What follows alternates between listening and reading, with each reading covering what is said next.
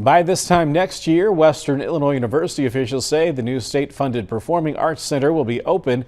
They're calling it a regional hub for theater, music, and everything in between.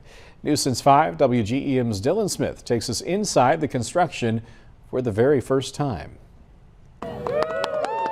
3 years ago this month, a vision started to become a reality. It's been too long since we really invested in modernizing our universities. Now, that green space is the site of a 100,000 square foot facility known as the Goldfarb Center for Performing Arts. And Lefter sees and hears progress being made every single day. This was a program that needed serious elevation in its capacity, but also this is a region that is tremendously underserved. She's the director of the Goldfarb Center and right now the building's lone employee. Ahead of opening next fall, she says her job right now is to build a team and schedule an inaugural season.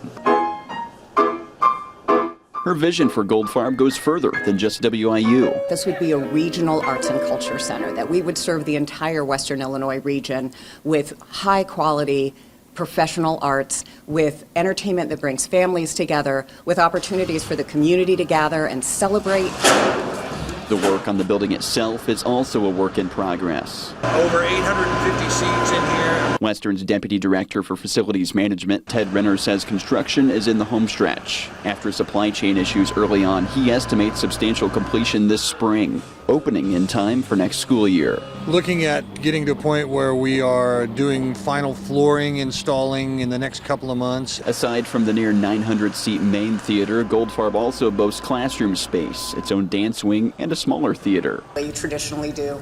Lefter says the current theater and nearby Brown Hall will still be in use, but now she looks to the future. The phrase I keep hearing is that this has been an arts desert, and we're looking to build an oasis. Dylan Smith, WGEM News, Macomb.